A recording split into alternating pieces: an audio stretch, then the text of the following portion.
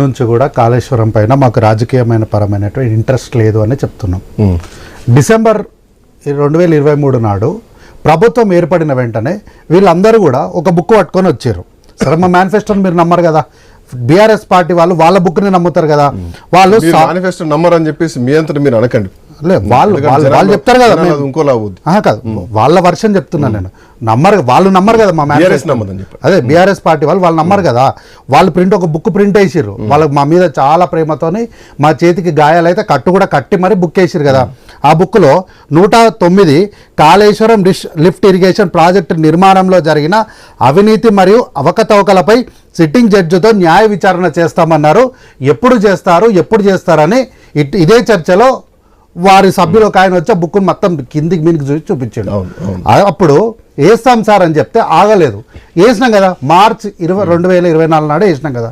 అయితే ఒక్క 2 minutes sir, ఒక్కసారి చరిత్రలకు పోదాం మనము. కల్వకుంట్ల చంద్రశేఖరరావు గారు ముందు మాట అని చెప్తూ 2014లో 32 పేజీలు ఒక బుక్ని ఇచ్చాడు.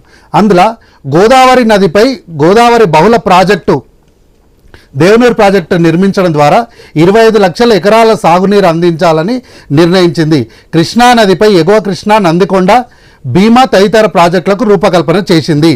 వైఎస్ రాజశేఖర రెడ్డి కృష్ణానది బేసిన్లో ఉన్న తెలంగాణకు నీరివ్వకుండా పెన్నా బేసిన్లో ఉన్న రాయలసీమకు చట్టవిరుద్ధంగా నీటిని తరలిస్తుంటే తెలుగుదేశం పార్టీ ప్రశ్నించలేదు అని ఒక ప్రధానమైనటువంటి మాటను రాశారు.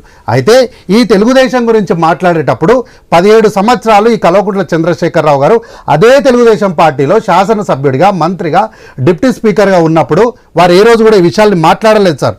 అయితే రాయలసీమకు కృష్ణా జలాల్ని అక్రమంగా తరలిస్తూ మరోవైపు కనీస అనుమతులు లేకుండా, నీటి కేటాయింపులు లేకుండా వెలిగొండ, వెలిగోడు, హంద్రినివా, కండలేరు, సోమశీల, గాలేరు, నగరి, చిత్రవతి బ్యాలెన్సింగ్ రిజర్వాయర్, లింగాల వంటి అక్రమ ప్రాజెక్టులు నిర్వహించి యథేచ్ఛగా వైఎస్ ప్రభుత్వం దోపిడీకి పాల్పడింది అని వారొక మాట మాట్లాడారు. సార్, మా కాంగ్రెస్ పార్టీకి ముఖ్యమంత్రిగా పనిచేసినటువంటి రాజశేఖర రెడ్డి గారు ఈరోజు బతికిలేరు.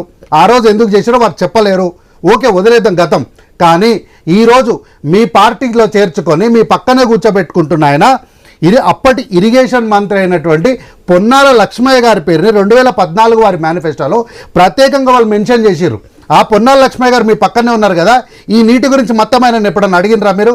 ఒకవేళ ఆయన అడిగింటే ఆయన మొత్తం మీకు చెప్పేవాళ్ళేమో. అయితే తెలంగాణ కోసం నిర్మించాల్సిన ఇచ్చంపల్లి ప్రాజెక్టును అంతర్రాష్ట్ర వివాదాల సాగుతో నిర్మించని ఇదే కాంగ్రెస్ ప్రభుత్వాన్ని మా కాంగ్రెస్ పార్టీని ఆ రోజు పెద్ద నెపం వేసింది. ఈరోజు ఈ ఇచ్చంపల్లి గురించి ఈ 10 సంవత్సరాల వారు ఏ రోజు కూడా పట్టించుకోకపోతే ఈరోజు ఇచ్చంపల్లి ప్రాజెక్టును బనకచెర్ల ప్రాజెక్టు కట్టకుండా మేము అడ్డం పెట్టిన సంగతిని ఈ సందర్భంగా మీకు తెలియజేస్తున్నా సార్. అయితే 5 మంది రిటైర్డ్ ఇంజనీర్లు ఇచ్చినటువంటి నివేదికను వీళ్ళు తొక్కిపెట్టాల్సిన అవసరం ఎందుకు వచ్చింది? ఎవరు దానిపైన నిర్ణయాలు తీసుకున్నారన్న దానికి అధికారులను అడిగినప్పుడు అందరూ ఏం చెప్పారు? పెద్ద ఆయన అని చెప్పారు. ఆ పెద్ద ఆయన ఎవరు? ముఖ్యమంత్రి గారే కదా. ముఖ్యమంత్రికి మించినటువంటి పెద్ద ఆయన మన రాష్ట్రంలో ఎవరున్నారు సార్? ఒకవేళ ఆ రోజు ప్రతిపక్షాలు అందరూ కూడా ఇంక్లూడింగ్ బీజేపీ పార్టీ ఆ రోజు సందర్శనకు కాళేశ్వరం చూడడానికి వెళ్తామంటే ఇంట్లున్న వాళ్ళని ఇంట్లున్నట్టే, పండుకున్న వాళ్ళని పండుకున్నట్లే అరెస్ట్ చేశారు. కనీసం దాని సందర్శనకు కూడా వీళ్ళు ఆ రోజు అనుమతించలేదు.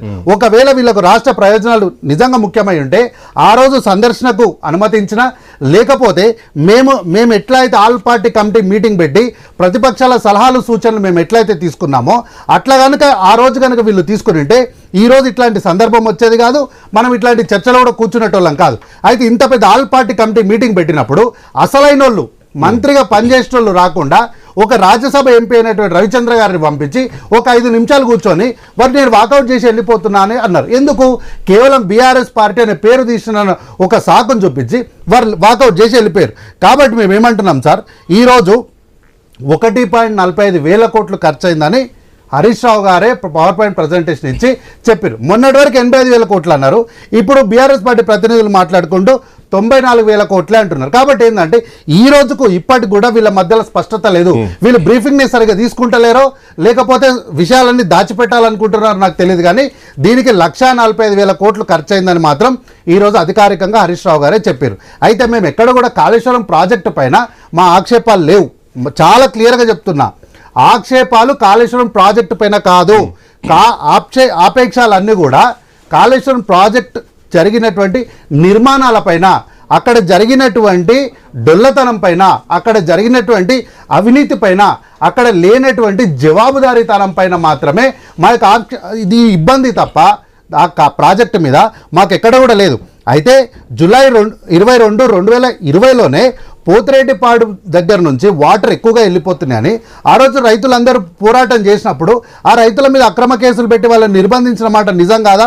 అయితే 7 జూలై 2018లో ఒక ప్రధానమైనటువంటి వార్తాపత్రిక రాసిన ఏంటి, ఉమ్మడి ఆంధ్రప్రదేశ్లో ప్రతిపాదించిన ప్రాణహిత చేవెల ప్రాజెక్టును తెలంగాణ రాష్ట్రం ఏర్పడిన తర్వాత కేసీఆర్ ప్రభుత్వం రీడిజైన్ చేయించింది. ఏం చేసింది? గోదావరి ప్రవాహానికి వ్యతిరేకంగా వెనక్కి తీసుకెళ్ళి మళ్ళీ తీసుకొచ్చి గోదావరిలోనే కలిపేస్తారు. ఇదే కదా ప్రాబ్లము. ఇది ఎందుకు చేసినారు?